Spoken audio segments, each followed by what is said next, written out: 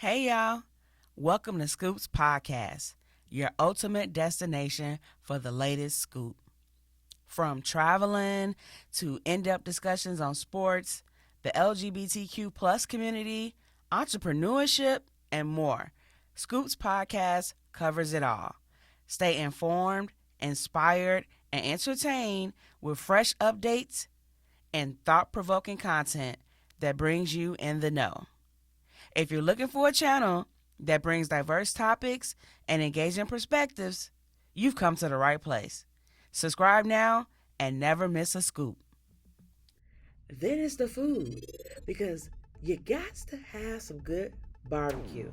Because if it ain't good barbecue, you know them folks gonna talk about you. But I was just like, hey, we got the fundraiser. I'd love for you to kind of show some support. And he basically tells me, I don't eat popcorn, so why would I buy it?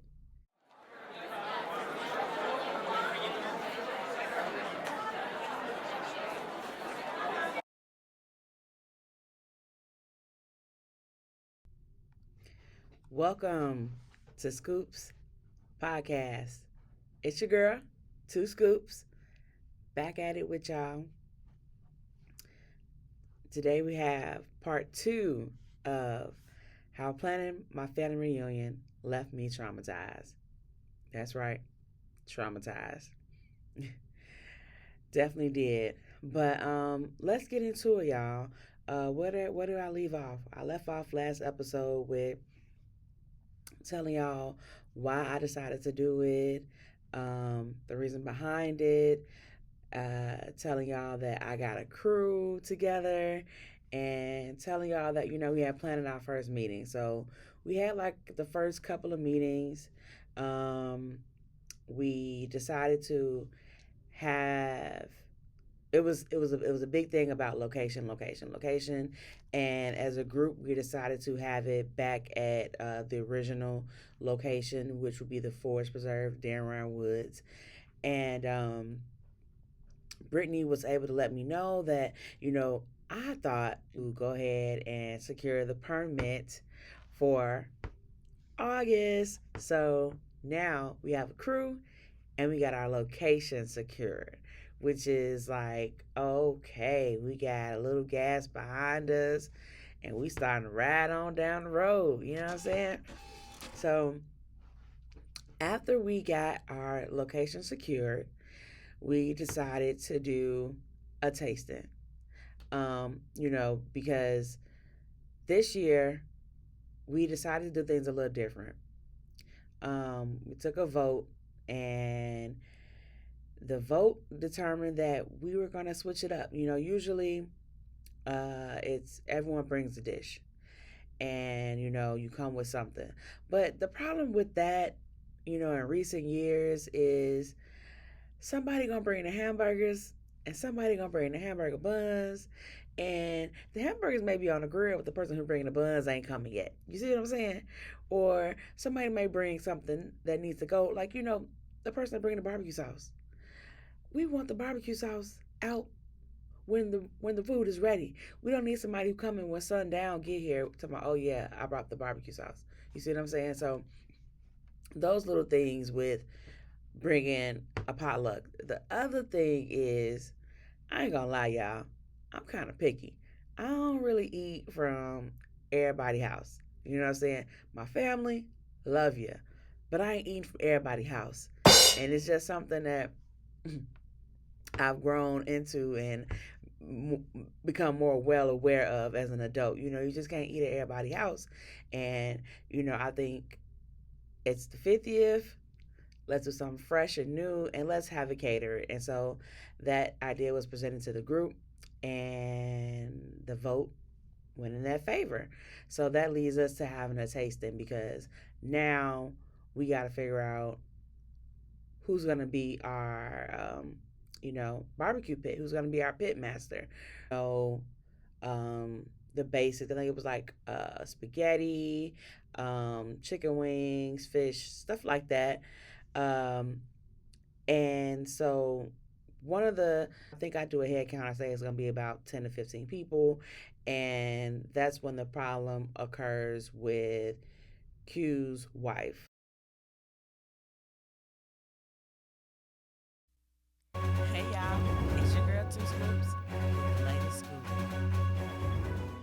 right, y'all. We got Chicago's own Kanye West back in the news again this week for calling one of my favorite rappers Boozy.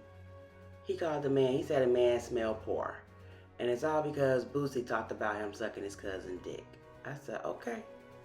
And next we got Terrence Howard, who refused to play Marvin Gaye in a biopic movie because it's reported that Marvin Gaye was gay. And Terrence don't want no part of that. I said, okay. Next, we got the Sanders family. Now, I know all y'all was watching how the NFL treated him, how he slid from being a prospect, first round pick, down to being drafted fifth round. Then we got his other son, Shiloh. Deion Sanders was his signing agent, but he had to get rid of him in order to land a deal with the Tampa Bay Buccaneers. I think that was wrong the way the league treated them, but, they got their confidence from their daddy. And next, you got Mary J. Blige and Misha Hilton. I don't know if y'all know, but Misha is Diddy's first official baby mama. And she's now suing Mary J. Blige for $5 million, although they have been friends for over 30 years. It's like, oh, who are all these people coming to my house? I don't know about all these people, these random people, and this and that. And I'm like, wait a minute, should we change the location? Because nobody's really random. It's really the team members and their significant others. Now, that's a question. If you're having a meeting, are their significant others invited or are they not invited? We were able to work it out. Everyone was able to come. Food gets there. Food gets there, and everyone gets their plate. They're sitting down eating, and here it comes. Someone says, "What is this?" Someone says, "Y'all sure y'all want this there?" Oh my goodness, they were coming at it like the spaghetti did not taste right. It didn't taste good at all. The chicken wings wasn't well done. The ribs didn't taste good. Uh, Everyone just was really, they ripped it into shreds. And I was really hoping that it was gonna do good because I was like, oh wow, maybe we gonna smooth sail. We got a location. We got our pit master. It's gonna be great. But no, it didn't go. Needless to say, that vote was a no for Jim J Rock's person to do the pit master. So back to the drawing board on that one. Um, After that, or during that meeting, we also discussed the roles that were given out.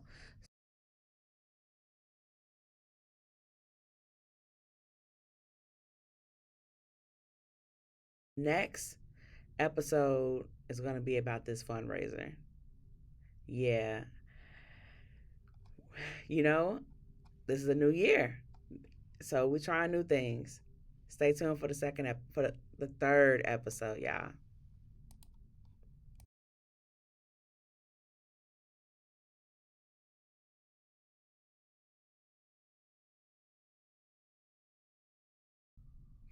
Welcome to the Scoopz podcast.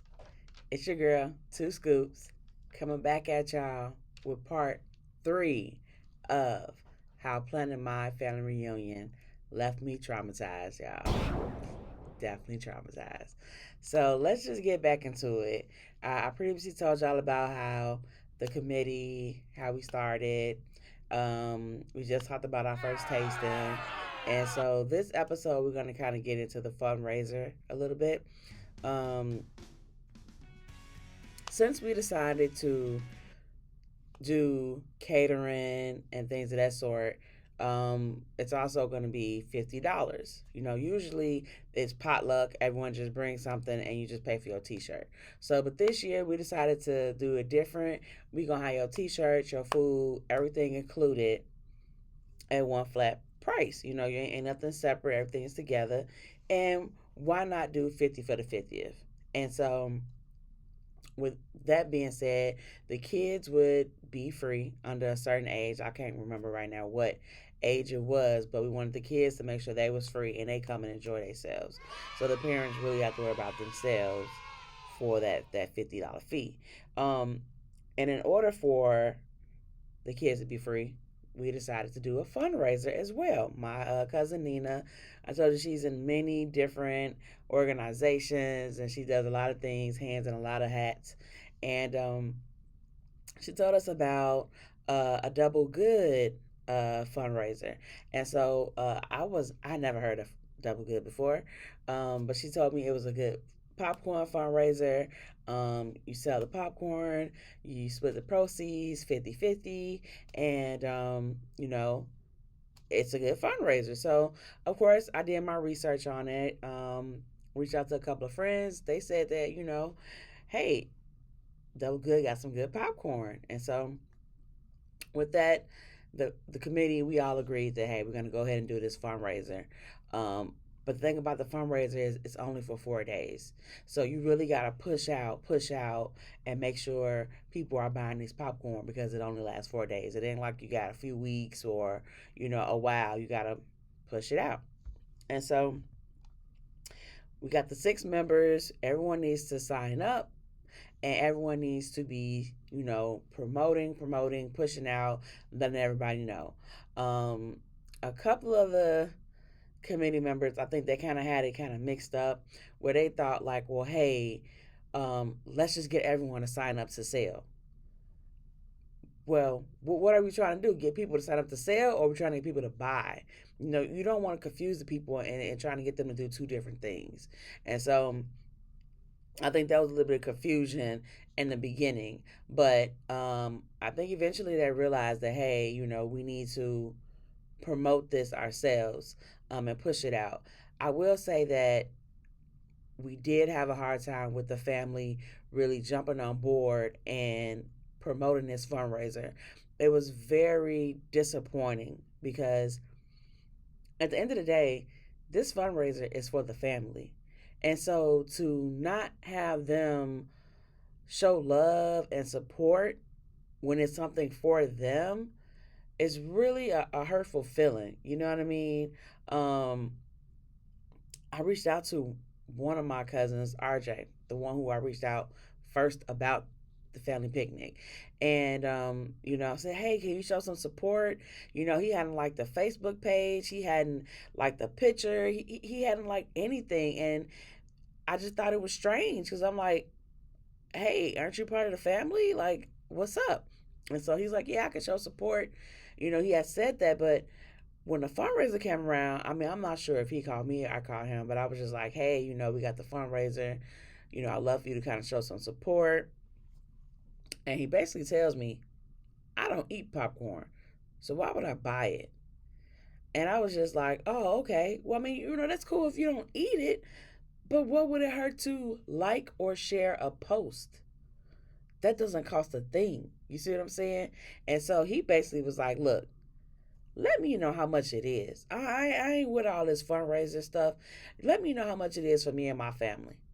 You see what I'm saying? And the messed up thing about it is he has 2 younger children who will be free, which is the reason why we're doing the fundraiser. But nevertheless, that's what he hit me with. You know what I'm saying? And I was a little hurt by that because I've supported him in numerous of his endeavors. He's had a few different businesses, and I've supported them all. Even his most recent coffee business. I don't drink coffee, but me and my wife went to his coffee shop to show support, and that's what it's about. And I guess that's the part that he missed. And everyone's not going to treat you the way you treat them, but you just got to keep moving. Also, in that respect, one of my other cousins reached out. Not gonna give her name. I really think that she was reaching out to see if we could use her catering services for the reunion, and quickly let her know that, hey, no, no family gonna be doing no cooking this year. Everything's gonna be outsourced. I want everybody to be able to come, show up, have a good time. Ain't gotta worry about cooking. Ain't gonna be busy cooking and they can't have a good time with everybody else. No, you coming up, relaxing off top. Food gonna be ready when you get there, or almost ready. But yeah, so I think she was a little hurt by that because when we talked about the fundraiser, she said, "Oh yeah, I've heard about Double Good. It's a good pop. It's a good popcorn fundraiser. They have a good popcorn. I actually just bought some with one of my other friends' family, but I won't be able to buy none with our family. Oh my God! No!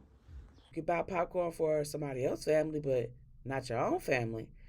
Oh, okay, all right, cool. But let me just say, the fundraiser was still a success. You hear me?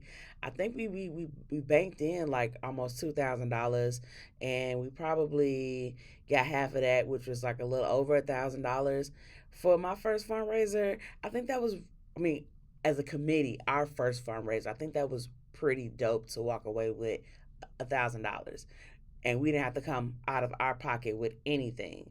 Um, it was the top three that did the most of the selling was Brittany was number one. I think I was number two, and I think Jimmy was number three. And it was competition. It was game time. It was game time. I didn't know. I thought I was gonna get in at number one, and then Brittany took off. You know, she had her people, her coworkers. They was bad, and then Jimmy. I don't know. He thought it lasted longer than 4 days, but in the clutch, he started coming in, and his orders started pouring in, and I was just like, wow, this is really a competition, and we really getting this for our family. So it was exciting. It was disappointing that it wasn't more of my family uh buying the product, or even just liking the efforts that we were putting into it. That was a disappointing part, but it felt good that a lot of my friends supported it because they knew how important it was to me. So I just took the good with the bad, and kept it moving.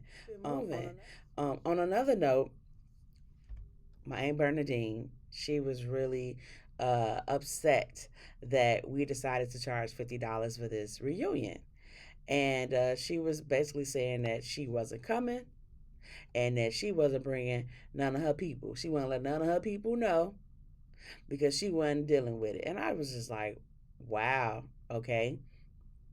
So me and my wife decided to pay her a visit and, try to talk to her and um, hear some of her concerns and hopefully sway her to change her opinion on the event.